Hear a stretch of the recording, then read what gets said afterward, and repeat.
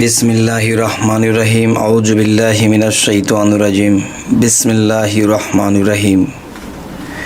হে জগতবাসী, আমি আজকে আপনাদের সামনে একটি আলোচনা নিয়ে হাজির হইলাম। সে আলোচনাটি হলো, বিশেষ করে যারা গুরু মুর্শিদ ধরবে এবং যারা নতুন ধরেছেন, আমি তাদের উদ্দেশ্যে কিছু আলোচনা করব। তো যারা ধরবেন তাদেরকে তো বলছি, বিশেষ করে তাদের প্রয়োজন বেশি, এবং যারা নতুন ধরেছেন তাদের জন্য এই কথাগুলো প্রয়োজন। এবং আরেকটি কথা হলো যে একদল আছে মুর্শিদ লাগে না, মুর্শিদ ধরতে হবে না। যারা এই কথা বলে তারা বোঝে না। কিন্তু কোরআনের মধ্যে যদি আমরা যাই, সূরা কাহাফের 17 নম্বর আয়াতে আল্লাহ বলতেছে যে যাদের মুর্শিদ আমি রাখি নাই, মনে করতে হবে তারা পথভ্রষ্ট, তারা পথে নাই। এই কথাটা আল্লাহ কোরআনে সূরা কাহাফের 17 নম্বর আয়াতে বলেছেন। তাই আমি বলতে চাই যে গুরু এবং শিষ্য, পীর মুরিদ, এই বিষয়টা আসলে কি, এই বিষয় নিয়ে আমি কিছু আলোচনা করব।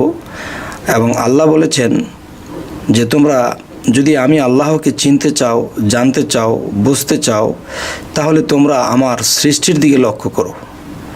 তাহলে এরকম লক্ষ কোটি সৃষ্টি আছে, এর মধ্যে দু একটা সৃষ্টির দিকে লক্ষ্য করে আমি কি বুঝলাম, আমি কি পাইলাম, এই সম্পর্কে আমি আপনাদের সাথে আলোচনাটি করব।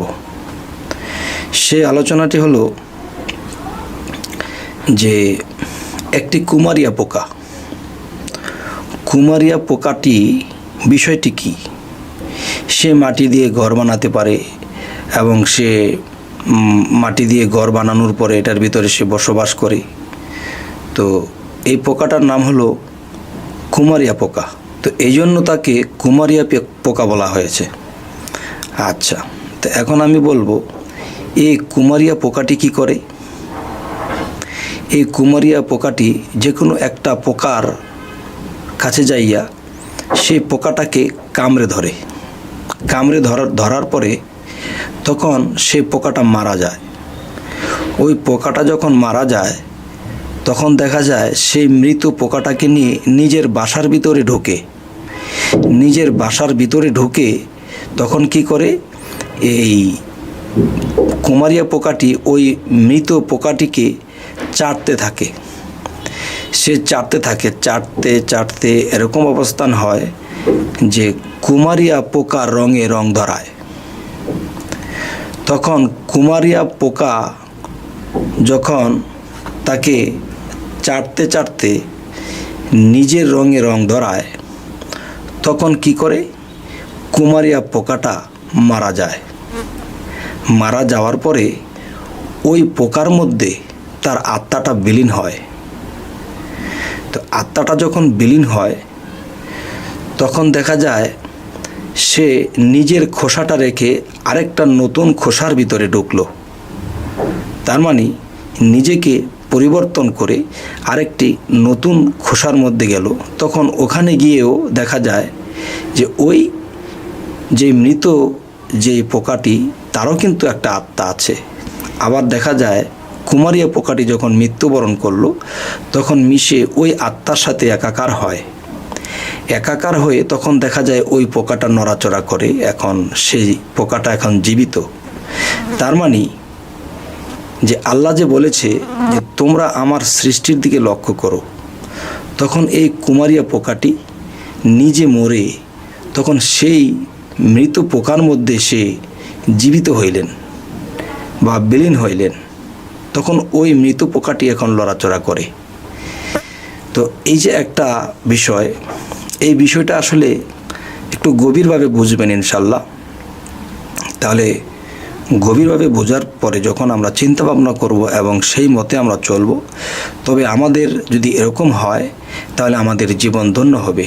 যেমন একজন মুর্শিদ বা একজন পীর, পীর ফার্সি শব্দ, এবং এটার যদি অর্থ ব্যাখ্যা বা রচনা করি তাহলে দেখা যায় মুর্শিদ পথ প্রদর্শক। তাহলে যিনি আমার পথ প্রদর্শক তিনি আমার মুর্শিদ বা পীর, আমি যখন তার কাছে গেলাম, বায়াত হইলাম বা মুরিদ হইলাম, তাহলে মুরিদ শব্দের অর্থ কি? মুরিদ শব্দের অর্থ মরা। সেটা কোন মরা? জিন্দা মরা। যখন একটা মানুষ জিন্দা মরতে পারে, তখন সেই দেখবেন একটা মৃত লাশকে যখন গোসল দেওয়া হয়, তখন কিন্তু তাকে কাত করতেছে, চিৎ করতেছে, তাকে সাবান দিয়ে ডলতেছে, গোসল করাইতেছে, কিন্তু মরা যেমন কোনো কথা বলার শক্তি নেই, যে আমাকে কাত করলে কেন, চিৎ করলে কেন, আমি ব্যথা পাই, এরকম সেরকম কিছুই বলে না। তার মানে সে মরা। ঠিক একজন মুর্শিদের কাছে যখন একজন ভক্ত জিন্দা মরা মরবে, তখন কি হবে? এই জিন্দা মরাটা যখন হবে, তখন সে কি হয়ে গেল? যে তার মুর্শিদ হয়ে গেল সেই কুমারিয়া পোকার পার্ট। কুমারিয়া পোকার পার্টে যখন চলে গেল, তখন ভক্ত হয়ে গেল সেই মৃত পোকা। তখন কি হলো? যে এই মৃত পোকা, তার মানে জিন্দা মরা যে ভক্তটি, এই ভক্তটি মরার মতো তাকে মানতে থাকে, শিখতে থাকে, জানতে থাকে, ভয় ভক্তি প্রেম রেখে চলতে থাকে। তখন এক সময় দেখা যায় যে একজন পীর সাহেব বা একজন মুর্শিদ তখন সেই ভক্তটাকে নিজের মতো করে সাজিয়ে নেয়, নিজের মতো করে তাকে গড়াইয়া নেয়, তাকে পবিত্র করে নেয়। তখন তিনি কি হয়? তখন এই মুর্শিদ যেই দেহে বাস করতেন, সেই দেহটা একদিন মৃত্যুবরণ করে। সেই দেহের থেকে সেই ভক্তের মধ্যে তিনি উদয় হন, সেই ভক্তের মধ্যে তিনি বিলীন হয়ে, তখন গুরু যেরকম সাজেশন দিত ভক্তদের, যেরকম চালাইতো, তেরকম ওই ভক্তের মুখ দিয়ে তখন এই গুরু কথা বলতে থাকে। তখন মুর্শিদ রূপে তিনি একজন ভক্তের মধ্যে বিলীন হয়ে গেলেন। তো আমি যে কথাটি বোঝাইতে চাইতেছি, যে আমরা এই পৃথিবীতে কেউ মুরিদ হব, আবার কেউ মুরিদ হওয়ার চিন্তা ভাবনা করেছি, আবার কেউ মুরিদ হয়েছি। কিন্তু মুরিদ যে আমরা হয়েছি, মুরিদ শব্দের অর্থ যে জিন্দা মরা, কিন্তু সেই মরাটা আমরা মরিনি, সেই ভয় ভক্তি প্রেম আমাদের মধ্যে নেই। তখন দেখা যায় যে আমরা জীবিতই রইলাম। তা আমরা যদি জীবিতই থাকি, তাহলে মুর্শিদ আমাকে তার নিজের মতো আমাকে কিভাবে সাজাবে? আমি যদি নড়াচড়া করি, আমি যদি জীবিত হই, তখন তো সেই মুর্শিদ আমাকে সেই কুমারিয়া পোকার মতো আমাকে চেটে চেটে বা আমাকে পরিষ্কার করে পবিত্র করে তুলবে এবং তার রঙে রং ধরাবে। এটা তো আর হয় না। তাই মুর্শিদ ধরলে তখন কি? মুরিদ হওয়া। আর মুরিদ মরতে হবে আমাদের, আর সেই মরাটাই হলো জিন্দা মরা। যদি জিন্দা মরা মরতে পারি, তাহলে অবশ্যই সেই মুর্শিদ আমার মধ্যে, আপনার মধ্যে বিলীন হবে। আর যখন বিলীন হবে, তখন আল্লাহ বলেছে হে রাসূল, আপনার হাতে আমার হাত। আর রাসূল বলেছে আমার পরে আর নবী আসবে না, নবুয়ত খতম। কিন্তু যে রাসূল বলেছে আমার পরে নবুয়ত খতম, নবী আর আসবে না। তবে একজন পীর আউলিয়ার হাতই আমি রাসূলের হাত, আর আমি রাসূলের হাতই আল্লাহর হাত। তাহলে একজন পীর যখন নিজে একজন ভক্তকে তৈরি করলো, এবং দেখা যায় সেই ভক্তের মধ্যে পীর বিলীন হইল, আর যখন পীর ওখানে বিলীন হইল, তখন ভক্তের মুখে কথা বলে, ভক্তের মুখে দেখে। তাহলে এজন্যই বলা হয়েছে যে মানুষ আসলে মরে না, মানুষের আত্মা মরে না। সেই আত্মা বিলীন হয় একজন পবিত্র মানুষের মধ্যে। আর সেই আত্মার মধ্যে কে বিলীন আছে? রাসূল বিলীন আছে। আর রাসূলের মধ্যে কে বিলীন আছে? আল্লাহ বিলীন আছে। তাহলে ওই ঘুরে ফিরি ঠিকানা একটাই।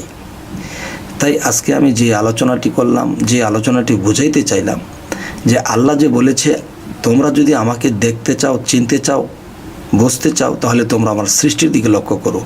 তবে আমি কুমারিয়া পোকার দিকে যখন আমি লক্ষ্য করার পরে আল্লাহর এই সৃষ্টির সাথে আমি এই জিনিসের মিল পাইলাম।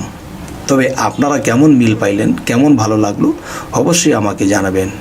আরেকটা বিষয় হলো যে একটা সৃষ্টি হলো, যেমন একটা সৃষ্টি, সেটা হলো মুরগি। যেমন মুরগির বাচ্চা হয়, বাচ্চাদেরকে টোকায় খাওয়ায়, এই বাচ্চাগুলো যখন ডিমের মধ্যে ছিল, তখন ডিম যখন আস্তে আস্তে ফুটলো, তো 30-35 দিন বা 40 দিন পর্যন্ত একটা মুরগি ওম দিতে দিতে যখন বাচ্চাকে ফুটাইলো, বাচ্চাগুলো যখন ফুটে মায়ের সাথে হাঁটতে শুরু করলো, তখন দেখা যায় সে খুঁটে খুঁটে খায়, কিন্তু নিজে খায় না, কিন্তু আদারগুলো নিয়ে বাচ্চাকে দেয়। কত মায়া, কত মহব্বত। তেমনি একজন মুর্শিদ যখন তার ভক্তদেরকে ছোট থাকে প্রথম অনেক ভালো বোঝায়, অনেক কিছু বোঝাইতে থাকে, শেখাইতে থাকে। যখন একটা সময় আসে যে তখন ওই বাচ্চাদেরকে আর খুঁটে খুঁটে খাওয়ায় না, তখন নিজে নিজে খায়। যদি আবার যায় মায়ের কাছে, মা খুঁটি খুঁটি দেবে, আমরা খাবো, তখন মা দেখা যায় মাথার মধ্যে ঠোকর দিয়ে দেয়, সর, তার মানে তোরা নিজে খাওয়ার মতো এখন সময় হয়েছে, তোরা এখন নিজের খাওয়া নিজে খা।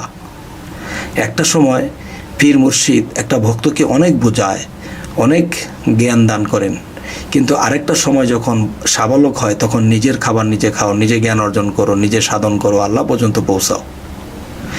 যাই হোক, আজকে যে আলোচনাটি করলাম, এই আলোচনার মাধ্যমে যে আমরা কিভাবে আল্লাহ পর্যন্ত পৌঁছাবো এবং কিভাবে যে রাসূল আমার মধ্যে বিলীন হবে, মুর্শিদ আমার মধ্যে বিলীন হবে, যে আমাদের সে মরার মতোই মরতে হবে, আজকে এই কথাগুলো বোঝানোর জন্য এই আলোচনাগুলো করলাম। তবে আপনাদের কেমন লাগলো আমাকে জানাবেন। যদি আমাদের এই চ্যানেলটির কথা আপনাদের ভালো লাগে, তাহলে আমাদের এই চ্যানেলটি সাবস্ক্রাইব করুন। এর মাধ্যমে আমাদের বাকি ভিডিওগুলো আপনাদের সামনে উপস্থিত হবে ইনশাআল্লাহ। আজ এই বলেই রাখছি। আল্লাহ হাফেজ।